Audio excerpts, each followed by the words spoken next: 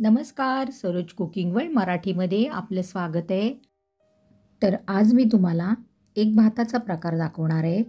कोलंबीच्या सोड्यापासून केला जाणारा आणि आमच्याकडे नेहमी बनवला जाणारा सोड्याचा भात. ते इथे मी हे कोलंबीचे सोडे घेतलेले आहेत सुके. हे ओरिजिनल सोडे आहेत. गरम पाण्यात घालून ठेवलेत आपण. हे झापावर लावून बनवतात त्याचे सरळ सोडे असतात. ते मी इथे घेतले. तुम्हाला किती माणसांसाठी बनवायचं आहे त्याच्याप्रमाणे तुम्ही सोडे आणि तांदूळ वापरू शकता. तर मी ते 3 ते 4 माणसांसाठी बनवत आहे. एका टोपामध्ये तेल घेतलेलं आहे मी. अर्धी वाटीपेक्षा जास्त तेल घेतलेलं आहे. तेल गरम झाल्यावर आपल्याला त्याच्यात 2 मध्यम आकाराचे कांदे उभे चिरून अशा प्रकारे तेलावर परतून घ्यायचे आहेत. थोडा वेळ परतल्यावर आपल्याला झाकण देऊन 2-4 मिनटं तसंच ठेवून द्यायचं आहे. मध्ये मध्ये चेक करायचं आहे. कांदा आपल्याला चांगला मऊ करून घ्यायचा आहे. नंतर आपण झाकण काढून पुन्हा कांदा ढवळून घ्यायचा आहे आणि त्याच्यात आपल्याला एक मोठा टोमॅटो चिरून घालायचा आहे. टोमॅटो कांद्याबरोबर चांगला परतून घ्यायचा आहे आणि तो सुद्धा आपल्याला मिक्स करून घ्यायचा आहे. चांगल्या प्रकारे एकजीव करून घ्यायचं आहे. तर त्याच्यासाठी आपल्याला थोडंसं मीठ घालून हे पुन्हा एकदा परतवून घ्यायचं आहे आणि थोड्या वेळ आपल्याला झाकून ठेवायचं आहे. हा मसाला चांगला एकजीव झाला पाहिजे त्याच्यासाठी आपण थोड्या वेळ झाकून ठेवलं कांदा टोमॅटो. आता थोड्या वेळाने आपण झाकण काढून घेतलेलं आहे. टोमॅटो आपला बऱ्याचपैकी मऊ झालेला आहे. तुम्ही बघू शकता चांगला शिजलेला आहे.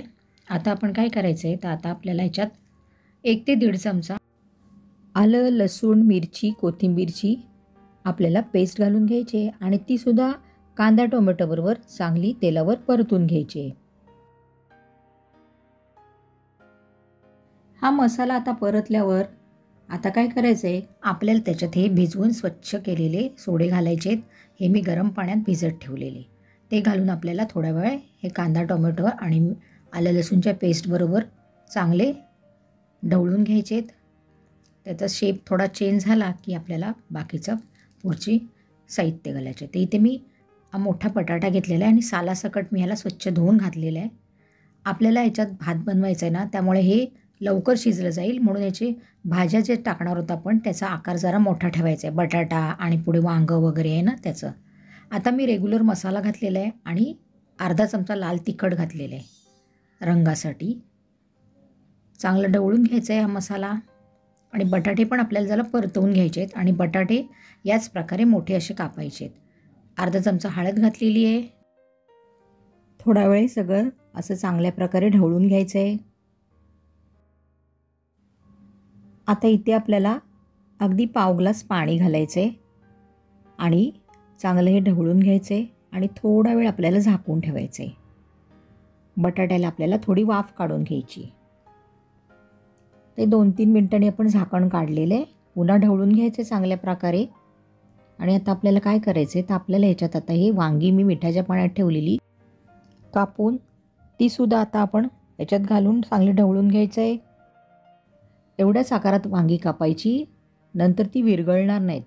जाडी कापली ना अशी फोडी त्याच्या की विरघळत नाहीत. इथे मी 2 ते 3 चमचे कांद्या खोबऱ्याचं वाटण घालणार आहे. हे ऑप्शनल आहे. तुम्हाला आवडत असल्यास घाला, नाही घातलं तरी हा भात छान लागतो. तर अशा प्रकारे ढवळून घेतले. आता आपण थोडंसं पाणी घातलेलं आहे आणि चांगला हा मसाला एकजीव करून घेणार आहोत.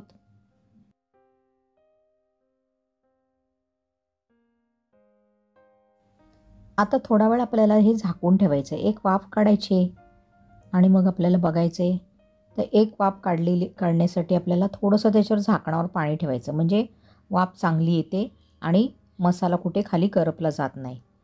तर आता आपण थोड्या वेळाने झाकण काढलेलं आहे. सगळं आपल्याला चांगलं ढवळून घ्यायचं आहे. अर्धा चमचा गरम मसाला, अर्धा चमचा धणे जिरे पावडर घालून चांगलं पुन्हा एकदा ढवळून घ्यायचं आहे. नंतर मी इथे हे तुकडा बासमती घेतलेले आहेत. तुम्ही तुमच्या आवडीप्रमाणे कोणताही तांदूळ घेऊ शकता. जास्त मोठा तांदूळ पुलावाला वापरायचा नाही. त्यामुळे पुलाव आणि बिर्याणीत काय फरक राहत नाहीत. पुलाव कसं नाजूक नाजूक असं छान वाटतो खायला, खिचडी टाईप.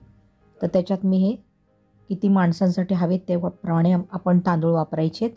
तर मी तुम्हाला सांगितले 2 ते 4 माणसांसाठी मी इथे बनवत आहे. त्यामुळे मी हे 1 ग्लास तांदूळ घेतलेले, छोटा ग्लास, ते घालून चांगलं ढवळलेलं आहे. थोडंसं पाणी घालायचं आहे, चवीपुरतं मीठ घालायचं आहे आणि ढवळून घ्यायचे. पाणी गरमच घालायचं आहे, एका बाजूला गरम करत ठेवायचं पाणी. म्हणजे आपण भाताला कसं दुप्पट पाणी घालतो ना तसं. थोडं पाणी घातलं आणि थोडं मी चिंचेचा कोळ घातलेला आहे ह्याच्यात, कारण ह्याच्यात कोलंबीचा सोड्याचा प्रकार आहे ना, तर त्याला जरासं आंबट लावलं की आणखीन छान लागतं. तर अगदी थोडं 2-4 चमचे आकळ किंवा कोकमाचं किंवा चिंचेचं पाणी घालायचं. भरपूर अशी कोथिंबीर घालायची आणि चांगली दणदणीत एक वाफ काढायची. थोड्या वेळाने बघायचे, पाणी वगैरे कमी वाटलं तर घालायचं आहे. तर आपलं इथे पाणी व्यवस्थित आहे, तुम्ही बघू शकता.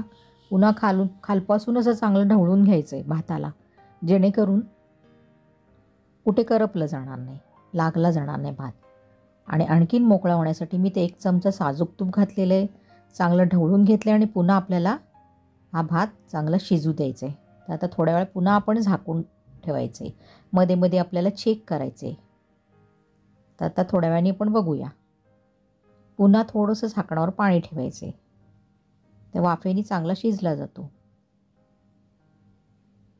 तर आता पुन्हा मी 2-4 मिनिटांनी झाकण काढत आहे. भात आपला साधारण होत आलेला आहे, तुम्ही बघू शकता. एकदा ढवळून घ्यायचं आहे आणि पुन्हा आपल्याला भात झाकून ठेवायचं आहे. तुम्ही बघू शकता खूप चांगल्या प्रकारे आपला भात हा शिजत आलेला आहे. कुठेही वांगं वगैरे असं मोडलेलं नाही आहे. तर आता आपण पुन्हा थोडा वेळ ठेवणार आहोत आणि मग आपला हा भात, सोड्याचा भात खाण्यासाठी तयार आहे. तर मी गॅस बंद केलेला आहे.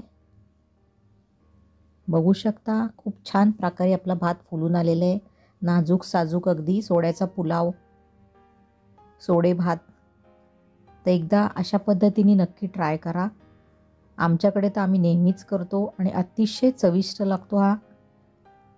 तर बघू शकता वांगं पण कसं कुठे मोडलेलं नाही आहे जास्त. छान प्रकारे आपला हा सोड्याचा भात तयार झालेला आहे. तर नक्की ट्राय करा. चॅनलला सबस्क्राईब केलं नसेल तर सबस्क्राईब करा. जास्तीत जास्त रेसिपी शेअर करा आणि रेसिपी संपूर्ण बघितल्याबद्दल धन्यवाद. Thanks for watching.